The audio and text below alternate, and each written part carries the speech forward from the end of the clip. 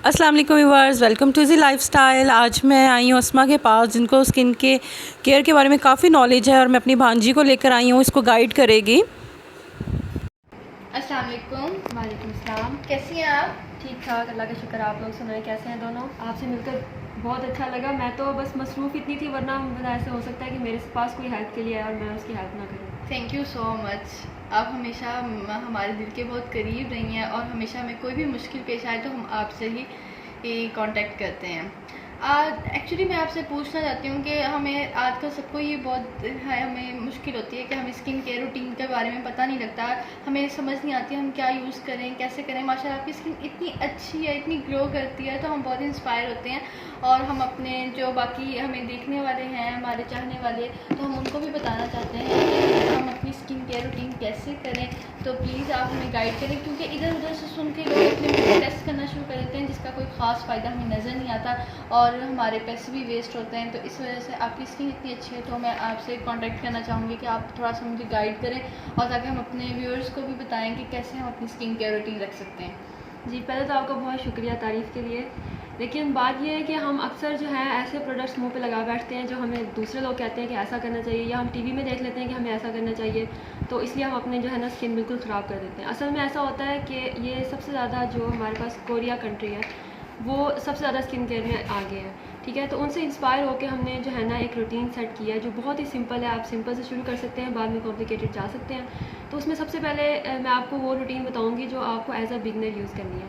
आप देख सकते हैं यहाँ पे मेरे पास एक क्लींजर है, आप ज़रा उसका नाम और उसकी कंपनी दिखाएं। ये एक पाकिस्तानी कंपनी है और ये पाकिस्तान का जब तक जितने मैंने यूज़ किए हैं उसका बेस्ट क्लींजर है ये, ठीक है। ये बहुत ही सिंपल है, मेडिकेटेड है, इसका कोई साइड इफ़ेक्ट नहीं है और ये कॉस्टली भी नहीं है और ये बेस्ट वर्क करता है। और ये अच्छी बात यह है कि ये ऑयली स्किन वालों के लिए भी आता है और ये ड्राई स्किन वालों के लिए भी आता है, ठीक है। सबसे पहले आपने अपनी क्लींजिंग रूटीन ठीक करनी है, यानी कि आप हर रात बगैर क्लींजिंग किए ना चाहें। क्लींजिंग के लिए सिर्फ 1 या 2 मिनट चाहिए होते हैं। तो उसके बाद आपका सेकंड स्टेप ये होगा कि आपने अपनी स्किन को मॉइस्चराइज़ करना है, हाइड्रेट करना है, ठीक है। उसके बहुत सारे तरीके हैं। तो ये मैं आपको एक मॉइस्चराइज़र बताती हूँ, ये भी पाकिस्तानी कंपनी है, ठीक है। तो ये बिल्कुल ऑयल फ्री है। तो अगर आपको ये मसला है कि आपकी स्किन ऑयली हो जाती है, बहुत सारे दाने बन जाते हैं, तो उसके लिए ये सबसे बेस्ट है और ये भी ज़्यादा कॉस्टली नहीं है। ये दोनों चीज़ें थी पाकिस्तान की।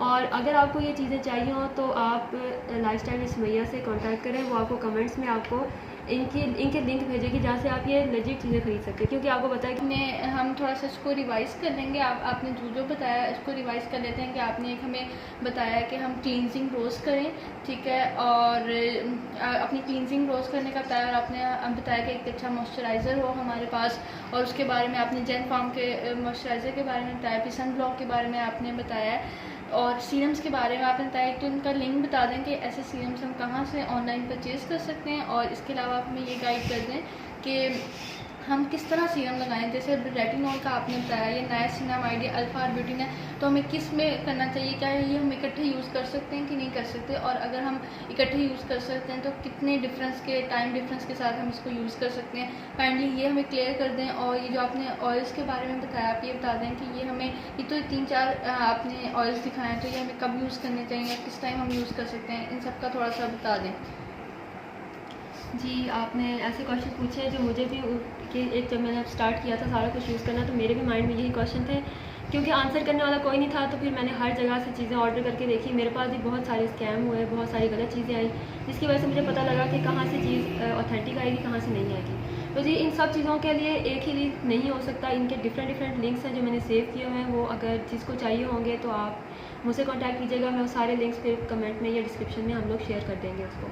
जी, जैसा कि आपने पूछा कि हमने सीरम लगाने कैसे हैं, तो ये बहुत अच्छा क्वेश्चन है। क्योंकि अक्सर लोग सीरम बाय कर लेते हैं, उसके बाद वो 2 हफ्ते लगाते हैं, उनको इफेक्ट नहीं नज़र आता, तो वो कहते हैं कि ये हमारे साथ स्कैम हुआ है, ये हमने इतनी महंगी चीज़ खरीदी है। हमें हर चीज़ को लगाने का एक तरीका होता है, तो आपने इस सीरम को अपनी स्किन में एब्जॉर्ब करना है। जैसे फॉर एग्जांपल मोस्टली सीरम ऐसे होते हैं जो आपने ड्राई स्किन पे लगाने होते हैं, लेकिन स्किन आपकी साफ़ होनी चाहिए। क्लींजिंग के बाद जब आप अपनी स्किन को साफ़ करते हैं तो आपने सीरम लगाकर अपने फिंगर टिप्स पे सीरम लगाना है और उसको पूरे फेस पे अप्लाई करना है। उसके बाद हल्का हल्का आपने डैप करना है फेस को और उसको थोड़ा टाइम देना है एब्जॉर्ब होने का।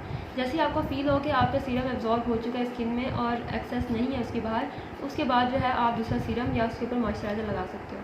हाँ, कुछ ऐसे सीरम होते हैं जिनको आप इकट्ठा नहीं लगा सकते, जैसे आप रेटिनॉल के साथ विटामिन सी नहीं लगा सकते, लेकिन ये ऐसा क्वेश्चन है जो हर इंसान एक केमिकल अगर यूज़ कर रहा है तो उसके जहन में आता है और वो गूगल कर लेता है, और ये गूगल में हर जगह लिखा होता है। बाकी मोस्टली सीरम आप यूज़ कर सकते हैं, अगर आप हाफ एन आवर के बाद यूज़ कर लें डिफरेंस से तो तब भी ठीक हो जाएगा।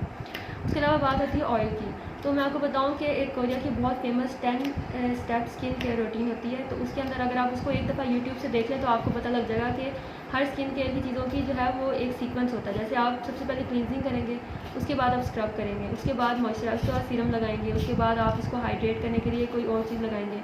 तो जो ऑयल होते हैं वो ज़रा हैवी होते हैं, वो फेस के ऊपर बैठ जाते हैं। अगर आप ऑयल के ऊपर कोई चीज़ लगाएंगे तो वो आपकी स्किन में पेनिट्रेट नहीं होगी, तो आप ऑयल को सबसे एंड पे लगाएं। आप ऐसा नहीं कर सकते कि आपने क्लींजिंग की, आपने ऑयल लगा लिया फेस पर, उसके बाद आप जो है सीरम लगा रहे हो, तो वो सीरम अंदर पेनिट्रेट करेगा ही नहीं स्किन पर, वो ऊपर ही रहेगा, तो उसका कोई फ़ायदा नहीं होगा।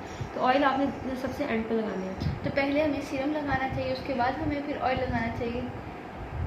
मैं ये कहूँगी कि अगर सर्दियाँ नहीं है तो आपको ऑयल लगाना ही नहीं चाहिए, आपको सिर्फ मसाज करते हुए ऑयल लगाना है। आपने मसाज किया और उसके बाद ऑयल को ना, जैसे दिन में शाम के टाइम आप जैसे वज़ू करते हैं, उसके बाद आप थोड़ा सा ऑयल लगा लें और थोड़े 2 मिनट उसको मसाज करें और उसको एब्जॉर्ब होने दें, क्योंकि आपने कौन सा उस टाइम कोई और सीरम लगाना है। ठीक है, और ये ऑयल्स भी हमें सारे इकट्ठे ही लगा लेने?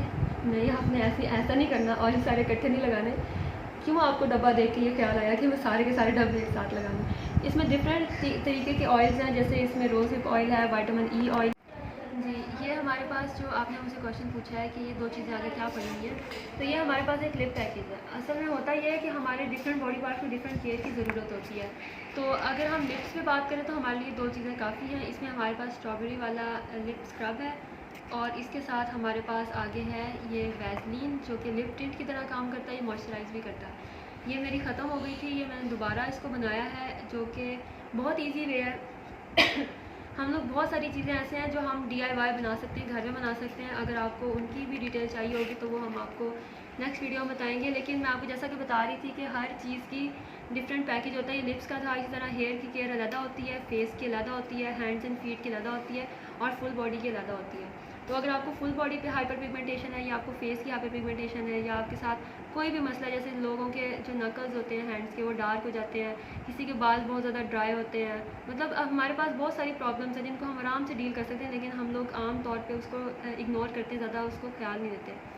तो जी, आपको किसी भी चीज़ से रिलेटेड अगर इन्फॉर्मेशन चाहिए हो तो हम उसकी डिटेल वीडियो आपकी रिक्वेस्ट पे बना सकते हैं। थैंक यू सो मच अस्मा, आपने इतना अच्छा बताया, इतना क्लियर कर दिया है कि मतलब मुझे नहीं लगता अब किसी का भी कोई क्वेश्चन रहा होगा। हम इतना, ये तो इतनी बड़ी बात है कि हर बंदा परेशान है अपनी स्किन केयर रूटीन के बारे में, और हर बंदे को ये कि हम क्या करें। लोग इतना गलत गाइड करते हैं, इतना गलत गाइड करते हैं, लेकिन आपने इतना अच्छा बताया है। और माशाल्लाह आपकी ग्लोइंग स्किन जो है वो तो हमें इसके बारे में बता रही है कि आपके प्रोडक्ट्स वगैरह बिल्कुल जेन्युइन और बहुत अच्छी हैं। थैंक यू सो मच, आपने हमें इतना कीमती टाइम दिया और आपने हमारे साथ इंटरव्यू में आपने हम कोऑपरेट किया। थैंक यू सो मच, आप बहुत अच्छा लगा आपसे मिलकर। जी, बहुत शुक्रिया, मुझे भी आपसे मिलकर बहुत अच्छा लगा, और मुझे अगर मेरी इस वीडियो से किसी की भी हेल्प होती है तो मुझे बहुत अच्छा लगेगा। Thank you so much. I hope कि आपको हमारा ये प्रोग्राम अच्छा लगा होगा और आपके लिए काफ़ी यूज़फुल होगा। अगर आपको हमारा ये प्रोग्राम अच्छा लगे तो लाइक कीजिए, सब्सक्राइब कीजिए। Thank you for watching my channel.